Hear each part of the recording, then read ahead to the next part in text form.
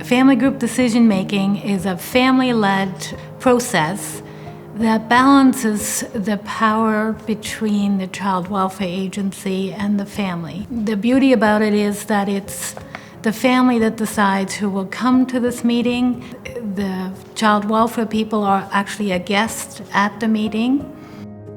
Family group conferencing really is founded on the rights of children and youth to have say over their own lives.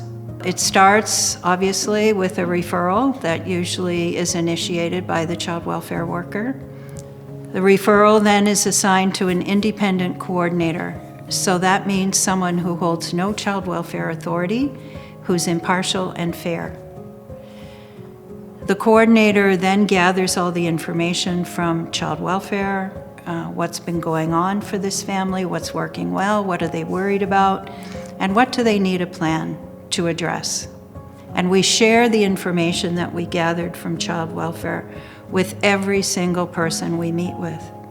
When we meet with the parent, initially we're asking them to give us permission to share this very specific information that we share with them with whoever we're inviting to come and attend the conference. So all that preparation, and that can take 4 to 6 weeks, usually on average. And then we come together and meet in whatever way we're able to do that. And that meeting often takes several hours. There are 3 phases to that actual meeting time.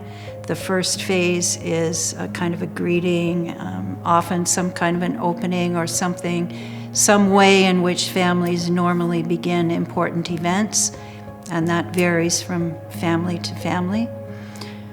And then information sharing. So the child welfare worker will share information. Sometimes it's updated a little bit from what we've shared before.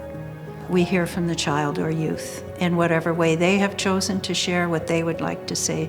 Sometimes they're in person, sometimes someone presents that information on their behalf. At that point, all of us who are service providers, including the coordinator, leaves. And the family meets privately to figure out what needs to happen. What do they think is the best solution to this situation that they face for their beloved child? When they're ready, they let us know. We come back in and they present to us what they have sorted out. A conversation happens. And at the end, that's the plan that the whole group, child welfare and the family and community group, has agreed to. That's what child welfare agrees to implement, to support in whatever way they can. And that's what is what can actually go to court should that be needed. The final phase is kind of the review and the checking in on how the plan is going. And the group can always come back together again to adapt and work on the plan again.